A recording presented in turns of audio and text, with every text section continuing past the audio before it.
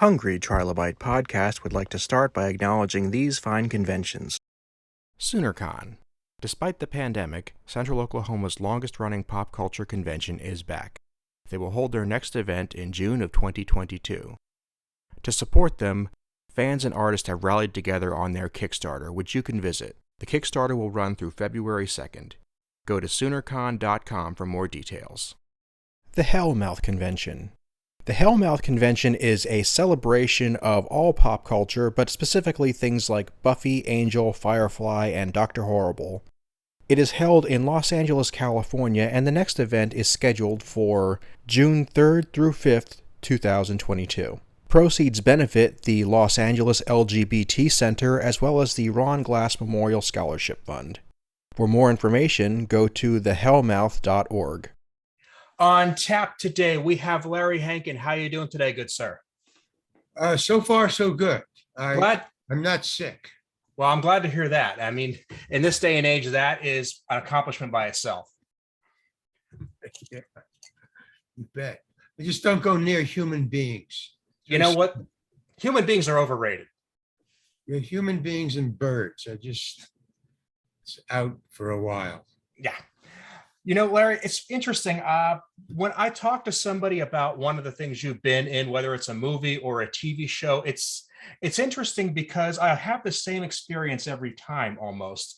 Whether I bring up your appearances in Breaking Bad or Billy Madison or Star Trek, you won't necessarily be a big part of the episode or movie, but your scenes are always the ones people remember.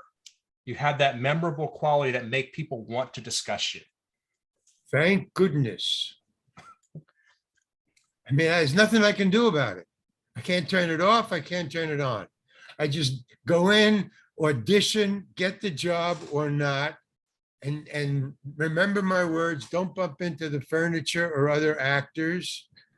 And, then you start asking questions and you get weird answers. I don't know. I can't explain it. I know it's been happening for a long time. I mean, you're not the first person who's told me that, but I don't know why. There's nothing I do that I try to make that happen. I mean, you can't, basically. The best I can say is I'm lucky I was in the right place at the right time. God knows. But it seems to be cool. You know, it seems to work. It works because, I mean, I don't know.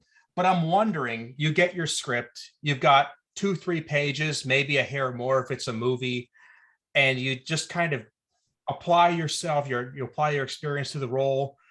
Do you have a method or do you just go with how it feels?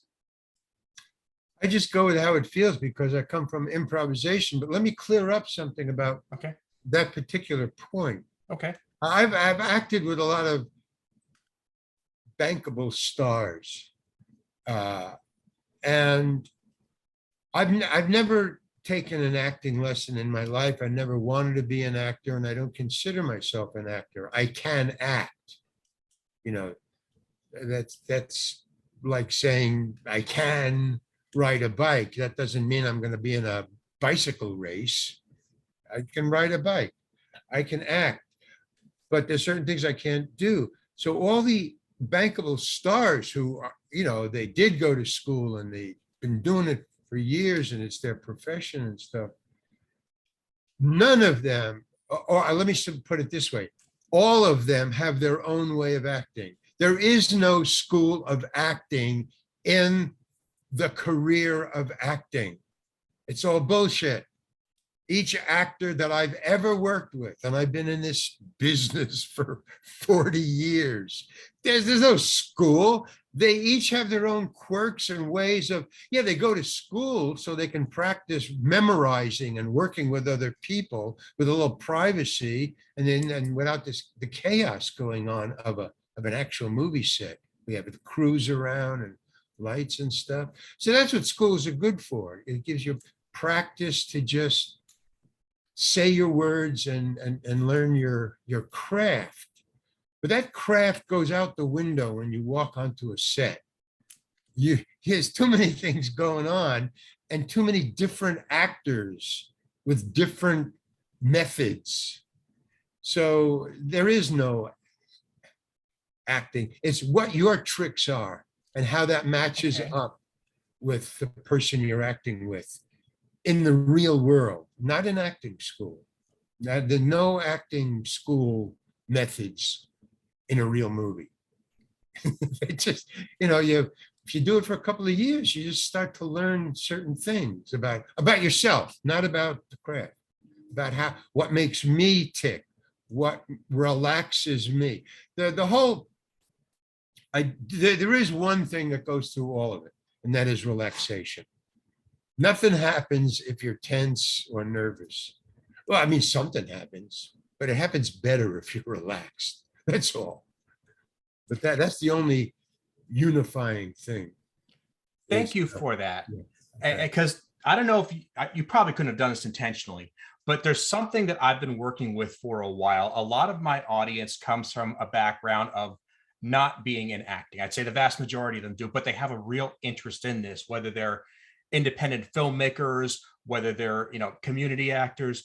But the common denominator is they have day jobs. They can't afford to invest their whole life into creativity, but they really want to be creative. Don't we all? Do we all? I mean, I know some people who don't really see that being a priority in their life, but a lot of people do. Well, I mean, if you're talking about the arts, creative, then yeah. No, we're all born with the same stuff, man. I mean, everybody has DNA, and that's all programmed. You have nothing to do with that. Well, part of it is curiosity, creativity, intelligence, all the other crap that goes into making you. And then you pick up stuff, but most of it is kicked out of you in the first, 10 days of your life. I mean, you come into the world and they slap you. I mean, what's that all about? So I think all people are creative. It's just that they don't follow it or they don't know it. My parents tried to knock it out of me. I mean, just beat it out of me. It just didn't, their method didn't work. Mine did. Tenacity. But so creativity that's like your skin, man.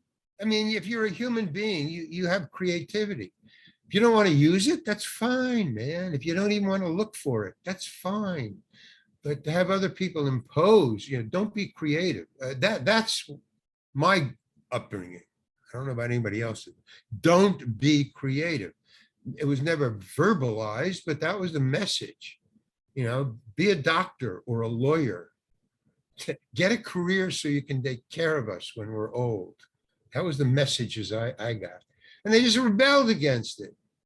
I mean, what else is a 10-year-old going to do with that kind of bullshit? So, you just, and if you want to be an actor or you want to be creative, you want to be a painter, whatever you want to do, just go do it. You're right. And everybody else is wrong, mainly your parents. Even if you have got great parents, who are all for you and they show up for all the ball games and they show up for your plays. Even so, at some point you got to say, yeah, but I got to do it my way. So creativity is just something that it ain't easy. Let me tell you that. Creativity ain't easy. You think you got a hard job. Try being creative. What are you doing that for? How would you like to be like an oil burner installer or electrician or a carpenter, and somebody comes up to you and says, what are you doing that for? What is that? Whoa. So I see that. And, I'm glad you brought that up, that people who aren't creative will, discourage you. They are creative. They're just not using it or they don't know they have it. But you're creative. Just get that through your head. People discourage you. And then people who live that life would say, well, but you didn't go to the right school. You didn't follow the right program. It's like I you never almost went to school for anything I ever did after I got out of school. And yet, I mean, like I just said, people would recognize you. They love what you do. You're always the highlight of, I would say, any scene you've been in.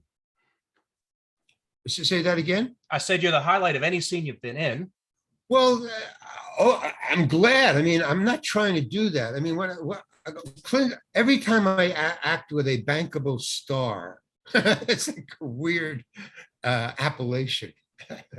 Oh, I'm a bankable star. Every time I do that, I learn something. I try. That's what I try to do. If I'm like I was acting with Clint Eastwood, you know, I say, okay, what does he got to teach me? This guy knows something that I don't know, and I want to get it. I want to. So I listen for it. I search it out. I mean, I don't. I ask questions, very simple questions, or I just observe. But I'm there to learn.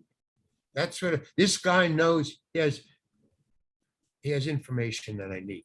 So one of the things I learned about Clint Eastwood, to your particular question, is I noticed that he doesn't try to be the best in the scene. He doesn't try to be better than you. None of them do. None of the great actors try to be better than you. If anything, they want you to be better than them.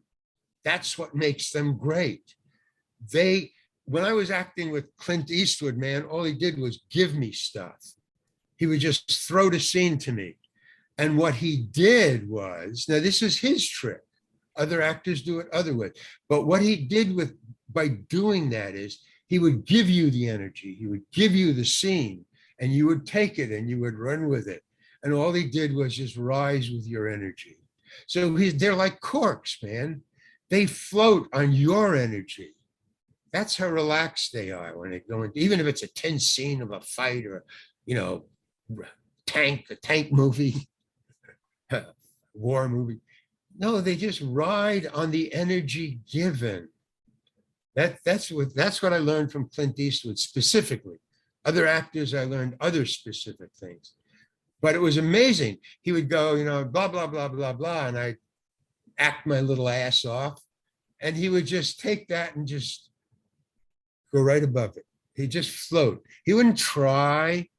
He would just be there for your energy. He would receive. It's Robbie Robertson. She receives. They receive, man.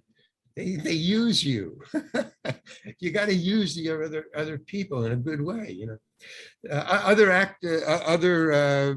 What I learned is about acting by the yard. Yeah, you ever hear that? Nobody ever. No, I have not heard that. Act by the yard. What does that mean, Larry? Okay, well, I learned that by observing Peter Ustinov in what was the movie? It was a Jerry Parrish movie, Viva Max. I would watch him, and they would do so he was with a horse. He was a general who rode a white horse. So all his scenes were with a white horse. Try acting with an animal, you know. So what he had.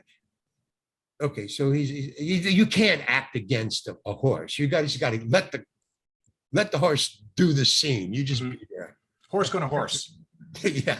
So what he would do is they would take a master shot, you know, which is the long shot just to get the whole scene in. And then you punch in and get the real scene. And you may never use the master shot. A lot of directors don't. But so I would watch him.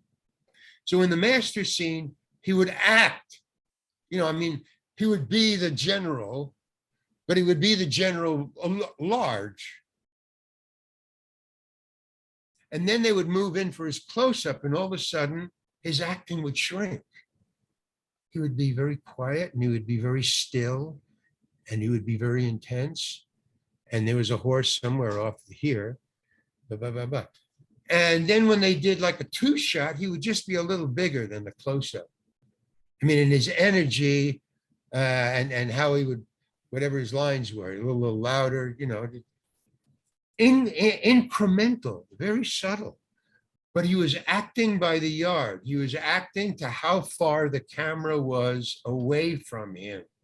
In the long shot, he was a little larger. Now, this man has been in many movies, so he had the judgment. It's like Curry, man, when he throws that ball for a shot, he's not thinking, how far am I away from the basket? It's just automatic. You know, he may be 50 feet away from the basket, which will give him a three-pointer, or he may be 51 feet away. And that 1 foot is a miss or a hit, but he hits both. What's going on? He's adjusting. His autonomic nervous system is making the adjustment. Okay, it's not that, it's that. You know, you're the put, but he's not conscious of it. He's got it down. It's all automatic. And that's what Peter Ustinov was doing. He was acting how far he is away from the basket, the camera. And he would get a little this or a little that. And I thought, wow, man, I thought, you know, you just act. No, there's other things involved here. And a lot of actors go to camera school to learn that stuff. But again, when you go on the set, you just drop all that stuff, man, and you just use your instinct and your habit and your senses and stuff like that. So, you know, you just learn. I go there to learn. And maybe that's what makes people want to watch me. This guy's not trying. He's learning, you know. Mm-hmm. So somebody said to me a great thing. No, he didn't say it to me. I just heard it. But I said, yeah, I got to remember that one. He said, it was a rocker, you know, a musician, rock and roll guy in a rock band. He said, I like to learn. I don't like to be taught. That's boom, man. There you go, man. There you go. That's what I'm talking about. While you were talking about this, advice came to me that I've heard, and I can't remember who said it to me, but it's something I have grabbed on with both hands for the past couple of years, is if you're the smartest person in the room, you're in the wrong room. You're fucked. Yeah, that's a good way to put it too. Be the stupidest guy in the room. That's another somebody said that I heard. Yeah. Be the stupidest guy in the room. You can't go wrong, man. I mean, we start off this conversation and I'm just saying how much I've enjoyed what you've done and how other people do. And then the next thing is we're getting into what you've learned and who you've learned it from. And that's what I think is always the next step is how do we get to this point? How does somebody who might want to have a part of that, what do they take away from it? Well, sometimes I just go into a job and I don't take away anything. I mean, you can't, you know, winners know how to lose and losers don't know how to lose. I mean, we used some good sports metaphors earlier on, or at least you did there. And one thing you'll notice is that in a lot of cases, some of the greater athletes, you look at their scoring stats and they're very high, obviously, but their assist stats are even higher. For all the times that they've gotten the goal, they've helped somebody else do it too. LeBron. There you go. Yeah.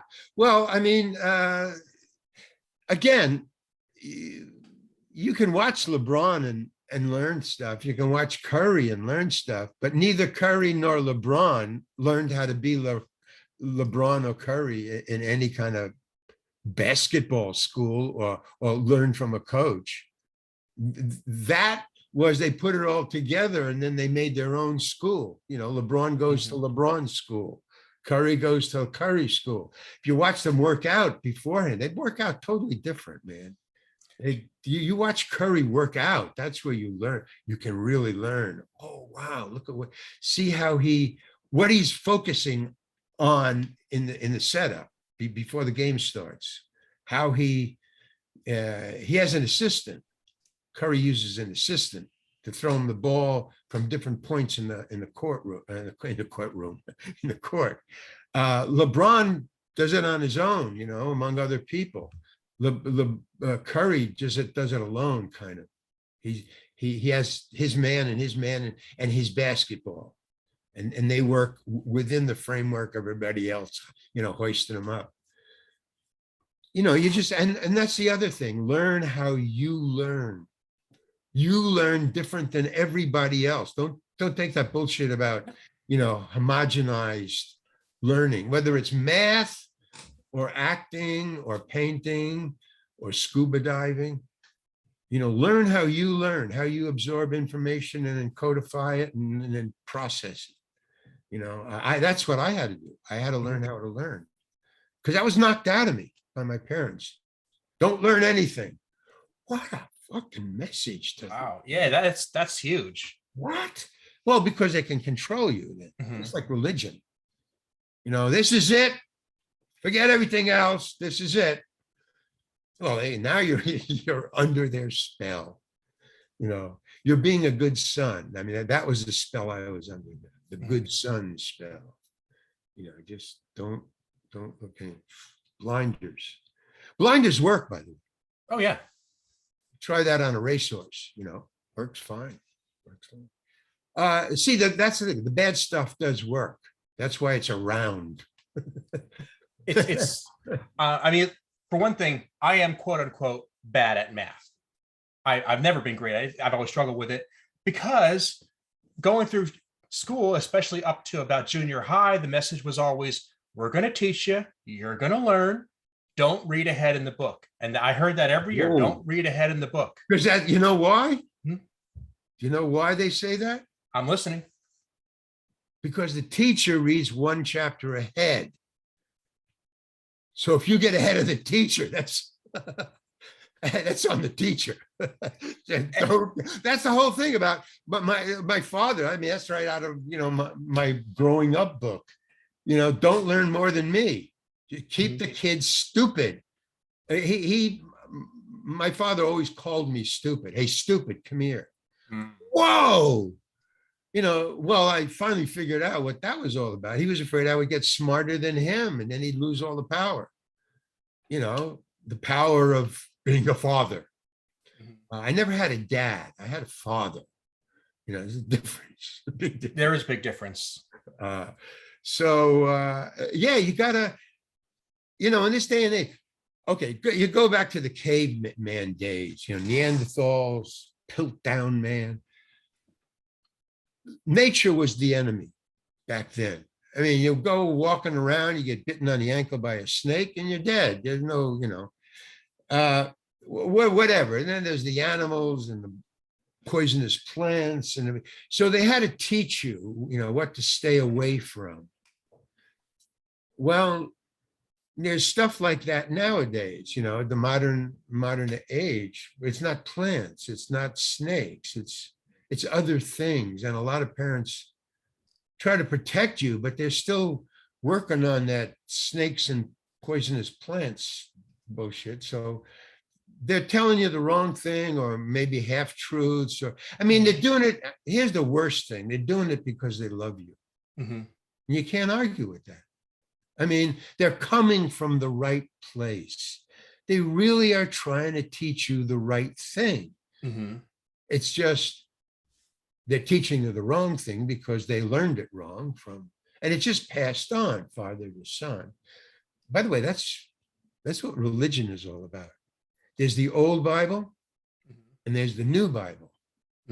And the old Bible is the vengeful God. And the new Bible is the loving God. No, it's father against son. That's all. It's the old ways against the new ways. It's Jesus against dad, against father. It's Father God, Son Jesus. It's father and son. That's all it is. So you got to learn, man. You got to learn. It's okay. Dad, you learned it your way. And back then, that was the right way, because there were snakes back then, and women couldn't fight a mastodon. But now there are no snakes and women can kill mastodons. So, get with it. Absolutely.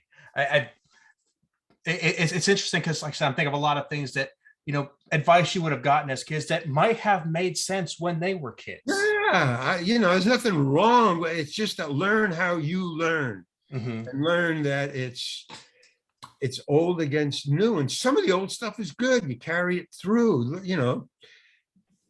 I got good at math when I let go of all the advice I've gotten and just started learning how it took me to learn, I opened There the you book, go. I read ahead. How dare you? I'm not saying I ever got good at it, but I managed to pass calculus. So There you I got go. good enough to make it. And There you sometimes go. good enough is okay. I find that, all through life, I can't learn that. I can't do that until I found out that, well, it's because you don't like it. And that was because you were taught not to like it, or because your father, my father, slapped me around if I didn't learn it. Mhm. So no, reading was the one. If I didn't read fast enough, I'd get slapped, when I was doing my homework, like 15, 14, and boom. No, and then he would test me. So what he was trying to teach me was learn faster. What I learned was reading is painful. Mhm. So I stopped reading. It was too painful. What the fuck? So in other words, they think they're teaching you one thing out of love, and what they're teaching you is don't learn what he's trying to teach you. It's just, I don't understand Homo sapiens, man. I really don't. We're on the edge of extinction and we're talking about, bullshit. I don't know what. Sending two people 175 miles straight up. Mhm. And yeah. And how does that kind of, where did digital come from if we didn't have scientists thinking, well, that's like a nice argument.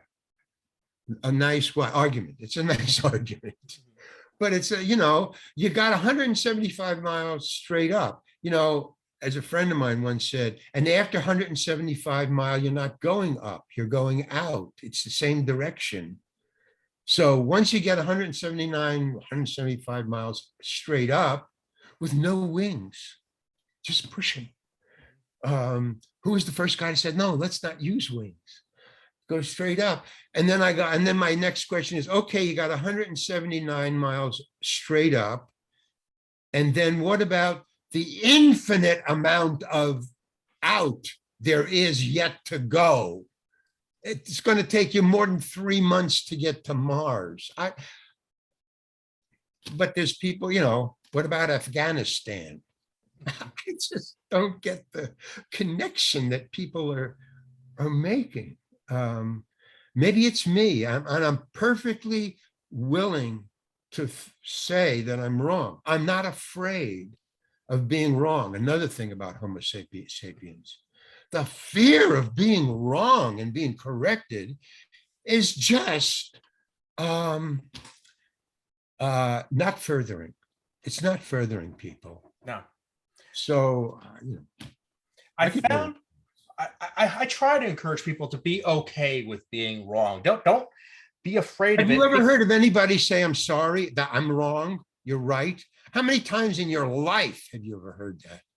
Oh, you're right, I'm wrong. My goodness.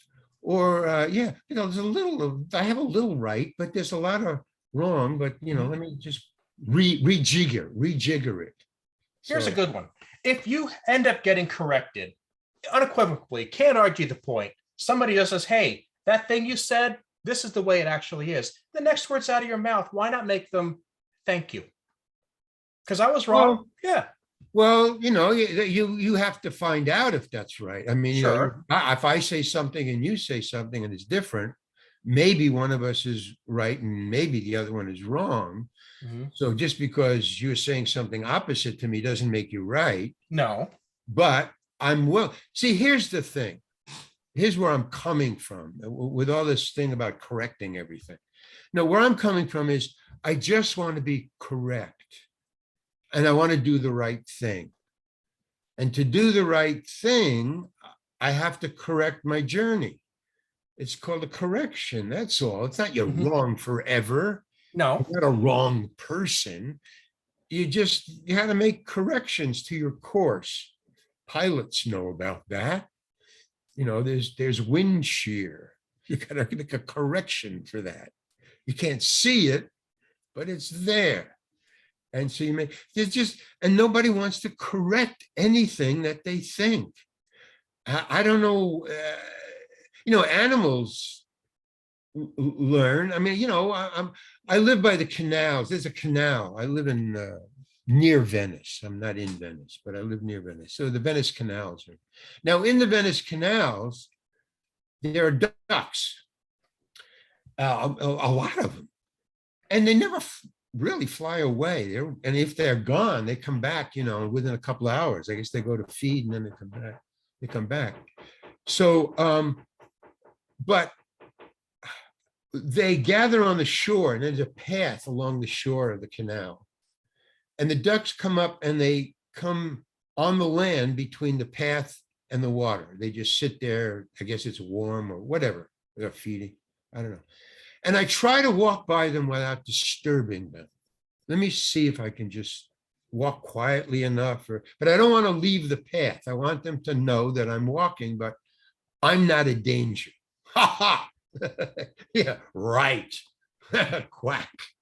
So I've never been able to do it. As soon as they, sense there's a human being walking on the path, they don't get excited.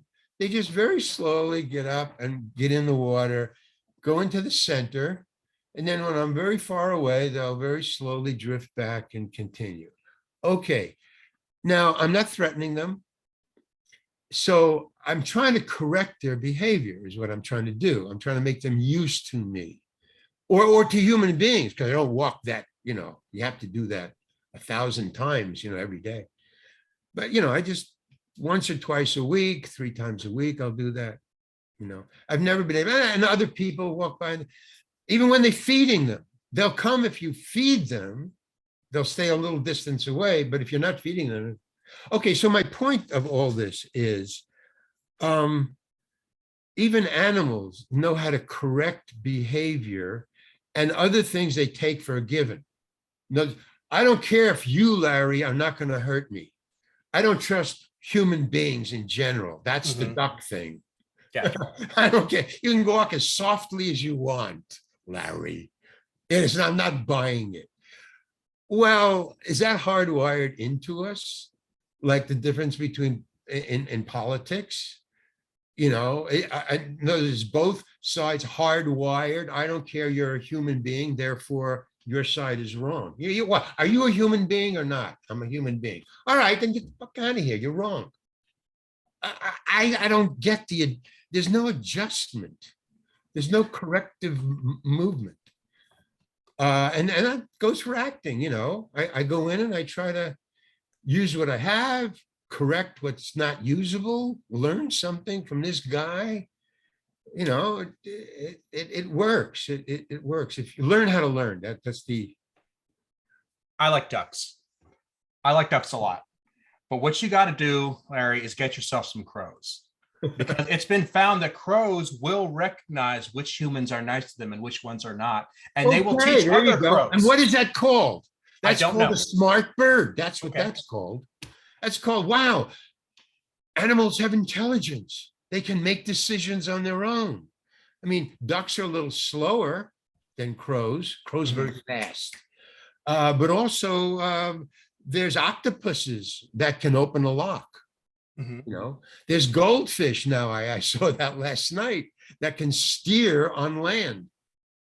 They've trained the goldfish to steer. They actually did this. This is so amazing. I mean, that's the amazing thing about Homo sapiens. They can do this. They can get a goldfish bowl, put a goldfish in the goldfish bowl, put the goldfish bowl on a cart that has wheels. And they can train the goldfish to swim in the goldfish bowl in the direction it wants to go on land. And if it starts to go this way, say the glass is right here, right? So they've got some sort of digital thing all around it. So if the goldfish punctures this electronic thing, which it can't sense or see, but if it goes, the cart will push this way. So in other words, it swims this way, and if it swims this way, it'll go that way. And so the goldfish, now they put it on a path on a sidewalk, Mhm. and the goldfish will go down the sidewalk to a thing that they want. If the goldfish can get to this color, which it can see through the glass, if the goldfish can get close enough to that color, it will get fed. So that's what it's going for. It's steering towards the food, but it's steering. Now, I'm not saying, oh, what a smart goldfish. I'm not saying that. I'm saying, ooh, what a smart animal a human being is. It trained a goldfish to go to the food on land by driving its goldfish bowl. I mean, what other animal would come up with that? Let's see if we can train a goldfish to steer on land. It was about a month or so. We actually managed to train a rat to play Doom. There you go. Yeah. You see what I'm saying? So we're not a total waste of God's time. That's really cool. We can train rats and goldfish. We're training rats and goldfish. Learning how to get along with one another, not so much. We can communicate with the goldfish and not with each other. No, I mean, as a species, we don't work. No. I mean, we're not a survivable species. We aren't. I'm not making a joke. Okay. That's what I believe. I mean, it may take a while before extinction happens, but look, goldfish and other fish learn to survive in the sea. We have learned to survive on land, which is short for Earth, which is short for planet. Homo sapiens have learned to survive on a planet. We haven't learned, nor have we evolved to survive in space. If it takes 3 months to get to Mars, easy 3 months, maybe 6. It takes 3 months. We're going to be in space for a long time before we get to another planet.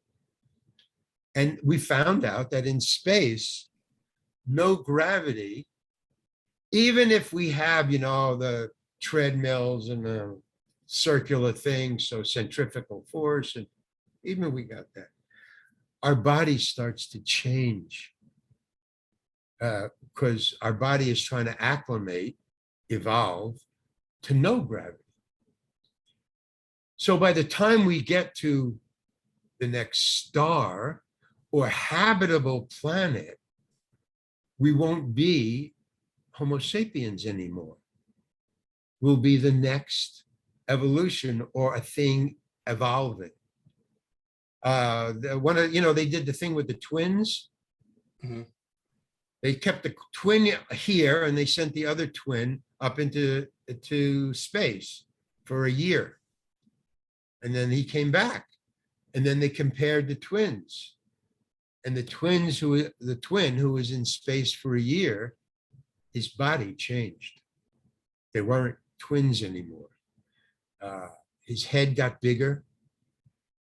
Certain body organs changed shape. Because it was making, evolution. It was just trying to make an adjustment, trying to make a correction. So, I mean, Homo sapiens, the evolution of Homo sapiens is very interesting to me because I'm seeing where animals are actually smarter than we are. They just don't think about it. Thinking is what's getting in our way. Some scientist said that our curiosity has far outdistanced our ability to do things. So now we've invented an atomic bomb, which can annihilate us, the entire planet. What animal would do that?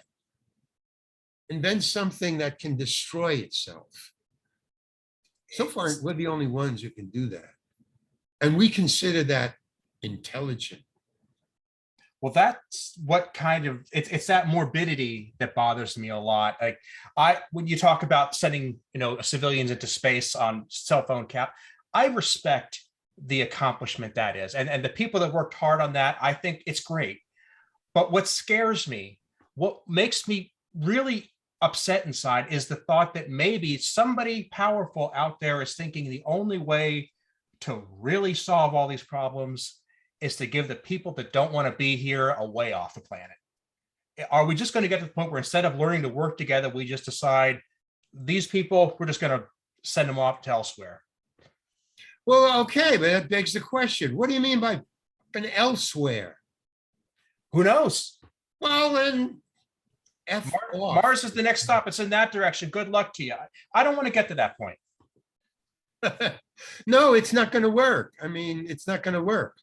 It's just not going to work. Oh, okay, but try it. Mm-hmm. You know, see there, that's a habit thing. It's not going to work. It's not going to work. See, I correct myself. That's not a good way to think. It's not going to work. It's not going to work. Go try it. I mean, you know, fine. I mean, but here's the thing about medical science. Through wars, through vicious, violent, bloody, ghastly wars, we've learned some really great furthering medical techniques, replacing legs, replacing arms, replacing organs, healing, burn, you know, curing burns. But why do we have to go to war to advance medical science? Well, why can't you just take the money in the war from the war that you're going to spend in the war and give it to medical science? Why do you have to go through the war? In other words, and I understand that way back when wars were invented, which is before medical science was invented, war was the way you got things done. I mean, it seemed to work. It seemed to work. Then, you know, critical thinking came along and say, well, wars work. I'm not saying they don't, but I think other ways would work better. That's all I'm saying. Wars work, but let's do it better. But no, we don't get to that. Well, wars work, so, you know, let's, I mean, you know, there's other ways. I'm not saying what I'm saying is perfectly true all the time for everybody everywhere. I'm just saying, try doing it better instead of different. Mm-hmm. Or try to do it different instead of better. You know, sometimes like I'm doing it because I love you. I'm doing it. Well, try something else because love isn't working. I'm beginning to hate reading. And I know you're doing it because you love me. But I hate reading because you love me. So love doesn't work in the way you think all the time. Let's try something different or other. You know, you see, that's what I'm trying to say. Yeah. Just learn. I don't know what I'm trying to say. No, it would be great. It's up to you. I have no idea what I'm trying to say. It's all right. It's like, it would be great. And I'm sure every parent struggles with this. I know I do. So I'm not trying to say I'm better, but you got to realize when you're loving maybe someone the wrong way, that the reason it's the wrong way is they're not you. They're their own person. They're going to learn a different way than you. Let them do that.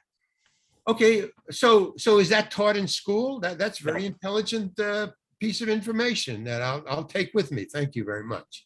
Is that taught in school? No. Is anything we've talked about taught in school? Mm-mm. How to think for yourself, not, you know, in the group thing. I don't know, like, you know what I think should be taught in school? One is any kind of hygiene, either sexual hygiene, personal hygiene, and species. Mm-hmm. Species.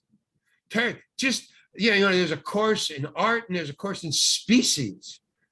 Well, class, first of all, let's get one thing straight. We're all the same species. You from Taiwan, you from China, you from Russia, you from Africa. We're all one species. So if, you know, forget this white, black, yellow, red, pink, blue, orange. I mean, that's a dog and that's a dog. That's a spotted dog. That's a black dog. The dogs go, I mean, I don't get the pecking order of Homo sapiens. You got it all wrong. Let's get a new pecking order. Mm-hmm. You know, let's get a new way of, you know, first of all, this patriarchal society, what is that all about? Why are women not paid as much as men? Why? Why? They do the same work. They do it just as well, if not better. Why? Well, what if they did it worse? I mean, okay, you and me are going to act. It's a big movie. I'm going to pay me $200. I'm going to pay you $200. We're going to do a scene together. We do the scene. I'm pretty good. You're awful. Okay, so people who were wearing black T-shirts are awful, and people who are wearing white T-shirts get $200 each time they act. In other words, it doesn't, women can do that, can't do that. Can all women do that? Can all men? Can all kids? It's just, I don't like the pecking order. Let's get a new pecking order. Mm-hmm. So we're in a situation now, and we can talk all day long about the things that are wrong with the world today, because the list is long. But we have an opportunity now to look at things and say, we've done it a stupid way for a long time. Let's find a better way. Like you just said quite a few times, it's like there's better ways of doing things. Let's at least try something different. Who knows? Yeah, I mean, with some sort of sense. I mean, mm-hmm. There are certain people on social media who are making suggestions that are different, but they're just out of line, or I mean, they're on the surface. I don't know what the expression is. You can tell it's not going to work. You can try it, but I mean, or just calling somebody stupid doesn't really work. No. But they keep on calling people stupid, thinking it's going to work if I say it 10 times. Well, that's stupid thinking. There's a lot. In other words, every time I can't get off of this thinking of mine that Homo sapiens aren't working out. It's not working out, folks. And I'm a stand-up comedian. That's what I think I was born to do. That's what I've been doing until I became an actor, because the money was good. But I was a stand-up comedian and quite successful. I was opening for Woody Allen, Miles Davis, I was doing it, Playboy clubs. I was a funny guy. And then I started to focus on Homo sapiens just as subjects to, doing my act. They're very simple. And I started thinking, oh my God, as far as Homo sapiens go as a species, this is all wrong. I used to say, okay, if you think of Earth as a bright, shiny apple, if you take an apple and you eat it, and you got the core, and then you throw it on the lawn and you just leave it there, in about, 2 or 3 weeks, you go back and you look at the core, the apple core, it's like a hard piece of black. It's just, it's not an apple core anymore. It's just almost like a piece of antique, but it's hard and it's black. Okay, but if you took that shiny apple and you left it on the lawn, it would become that after this white fuzzy stuff, this fungus that grows on apples. If you leave it, and it would start to rot, get soft, and it would rot. And then this gray fuzzy stuff would go on it, and it would stay on there until finally it consumed the whole apple, until it was a hard black apple core. So I always thought that planet Earth was a nice shiny apple in the universe going around the sun, and we, Homo sapiens, because it was doing fine until we came along. It was just doing its own thing. And then Homo sapiens came along, and now we're using it all up. We're poisoning the water, the air, we're using up the land, the arable land, the livable land. We're just not, where our garbage dumps are filling up okay. So what I'm saying is, if we taught ourselves that we're a species, we would see that as a species, that fungus, when it finishes that apple, shiny apple in space, and it's black, where is the white fungus? Where is that? There was a white fungus eating that apple until it turned into a black core. Now there's just a black core. There's no fungus and no apple.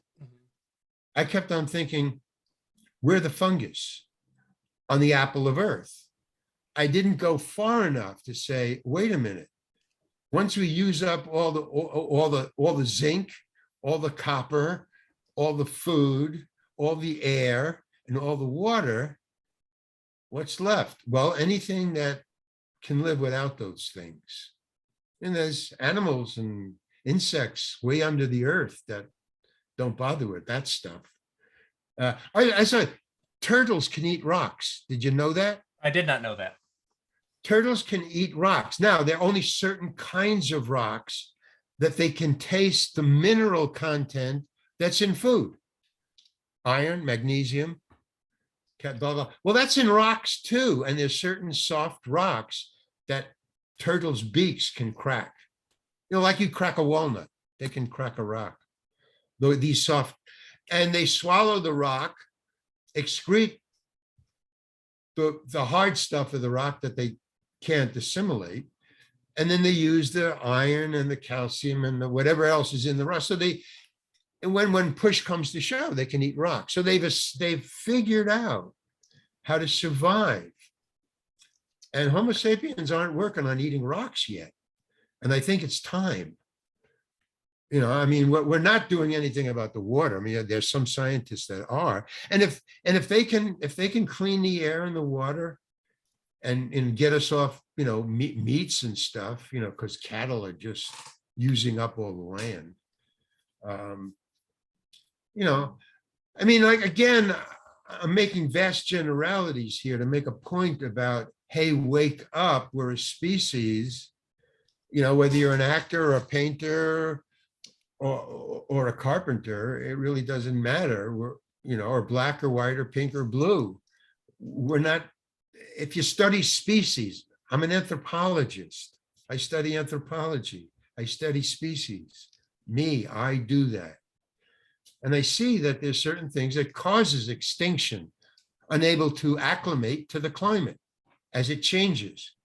You know, nature and nurture, the main one by 1 point, 51 to 49, is nature. When the planet changes, animals start to change. They change their routes. They change where the fish go. You know, fish go where the warmer water is or where the colder water is. So the water is now changing and fish are changing where the fishermen have to go. So now they got to find fish all over again. And they're finding out that we're eating too much fish. So now we're depleting the fish no matter where they go. Well, then animals start to have less children, you know, less offspring. I'm sorry, using the anthropology angle it's fascinating by itself. Is there a certain book or series of books that you found that are particularly compelling on that front? Naked Ape. Okay. I'm going to put that in the show notes. Ape, man. Yep. And you don't have to read the whole book. It is the history of, I think it's biologies with spines or something like that. You know, it goes way back before Cro-Magnon, man. It starts with, and it just goes all the way through the history of the naked ape to, you know, about 1960, I think, is when it was published. So it goes through, you know, coming onto land. Okay, so you only have to read probably the first quarter. And then it gets into like, once you get into the, when they started to build houses, shelters, not just living in caves or natural protection, but when they started to, you know, like the invention of the igloo is one of the major, that's like the wheel. You know, we're going to go up north and live, there's no lumber. There's only snow. And we're going to live there. Where are you going to live? Oh, we're going to make an igloo. We're going to make a home out of snow. You know, the snowballs you make? Mm-hmm. We're going to make a home out of that. A home out of snow that you can build fires in and be warm and you can sleep in it. And no matter how hard the wind blows, even if the wind blows 125 miles, 150 miles an hour, the wind is not going to blow it away. Because why? No corners. It's round. And it's not a half. See, a half, that's no good. It's got to be almost a sphere. So that and that is the difference between your igloo being blown away and not being blown away. I mean, some Homo sapiens figured that out, maybe instinctively. They did it. They built it square, it didn't work. They built it half a sphere, it didn't work. Maybe it took eons, maybe it took thousands of years, but we did it. It made a home that you can build a fire in and not get blown away by a hurricane, and it's called an igloo. Wow. So that's a species plus. We can do that. But we've stopped doing that. We've lost the ability to survive. We now are all middle class. We've made the species middle class. And middle class builds square houses that get blown down and are rebuilt in the same spot. Have you ever read a book called Guns, Germs, and Steel? No, but I've heard of it, and people Okay. tell me to read it all the time. Okay, So well, I'm trying to get to it. I'll throw my 2 cents in there because it kind of picks up right where your book is leaving off, and then we should probably wrap up a bit. But it would basically pick up there, and it kind of gets into how the humans, although they're spread out all across the planet, some groups tended to do better than others. And historically, that it's been very difficult to figure out exactly how that happened, but through a look at resource distribution becomes the key. And I think you would really dig that.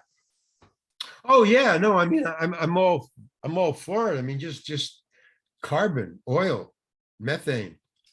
In other words, basically, that's you picked the right book there, because I said you only have to read a quarter of the book to get where I'm coming from, and after when they start building houses, then civilization starts and societies start, and then the ability to survive becomes less and less important because we have backups called governments and whatever else you want to call a government, I don't know, societies, blah, blah, blah. So that's where your book comes in, the invention of the addition of butter and steel and oil and methane and gas and blah, blah, blah.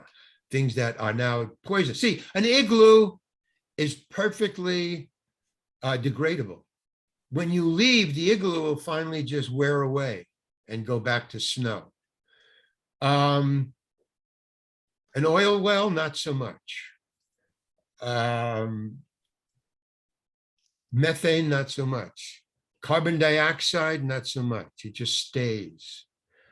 And the plastic never goes away. We're the first animal whose waste product will not disintegrate. Every other animal, no matter what it builds, if it leaves it, it'll go away. But civilizations, not so much. And that's what causes civilizations to die. The earth changes, the weather changes, the river changes, the land changes. There's an earthquake, a volcano comes, end of civilization. Let's move it over there. So we haven't learned to survive everything. But there's some animals who can survive a volcano. I mean, they just, dig down. That's how we got here. All the small, when the meteor hit, all the mammals were so tiny because these dinosaurs would eat anything that was on the surface that was edible, like mammals. So the mammals started to, the food supply was less and the danger was bigger. So mammals got smaller and started living in tunnels underground. And then the meteor hit. What a smart move. What a species move. live underground. Now we can go up, plenty of food, we can grow, we can evolve. Well, you know, that was hit or miss. What is it, luck? Was it DNA? Was it critical thinking? What was that? But we couldn't, the larger mammals couldn't survive the change. It didn't have the equipment, couldn't change fast enough. Dinosaurs, forget it. A couple of eons later, we got human beings. And we've lost the ability to survive this next one. If you watch the news, what they say is, no matter if it's COVID or the global warming, the message is it's going to get worse before it gets better. Now, to a goose, it means we got to fly over the Alps to a better place for 6 months. That's the signal that geese get. Okay, everybody, you know, now we can't, whoa, and the wind up there over the Alps is, whoa, God. And they'll just keep going until, because we can't go back because, you know, it's either a volcano or it's winter or there's no food. So they just, you know, try until finally the wind dies down and then boom and boom. We as species can't do that anymore. Our over the Alps is Mars. We're not thinking, man. We're not using the old noodle. As my uncle used to say, you got to use the old noodle, Larry. We always go like this. You got to use your noodle. And he was saying it because you loved you. And he was saying it because, but you know, that was a good one. You know, a lot of things he said weren't that good. He was a martinet. He was very strict grandfather. But he was cool. You know, he was cool. Larry, I want to thank you so much for doing this. It's been a true pleasure talking to you about all this stuff, and I would love to do it again anytime. Sure. I mean, I'm coming up with a book. Well, let me do a commercial. TheRealLarryHankin.com. TheRealLarryHankin.com. One word, TheRealLarryHankin.com. These are my paintings. I do paintings. So I have 40 of those up. You can buy them, but they all come on t-shirts. So you can also see the t-shirts and then my little videos that I make, mine, not ones that you see, but my own little film shorts and stuff like that. So that's one. And the second thing is I have 2 books out. One is coming out. One is the Loopholes Dossier, which is a book of satiric fables. You'll like it, believe me, you'll like it. And stories. It's a satire. It's all funny. And the one I'm coming up with is a biology of my life in show business, a biography of my life in show business. So it's just show business stories, things I learned and saw and what happened to me on the sets of all the movies you've seen or haven't seen that I've been in. Fantastic. Your website, those paintings, your YouTube channel, your books, all of that's going to be in the show notes on my website, aaronbossig.com. Are there any social media links you'd like to drop while we're at it?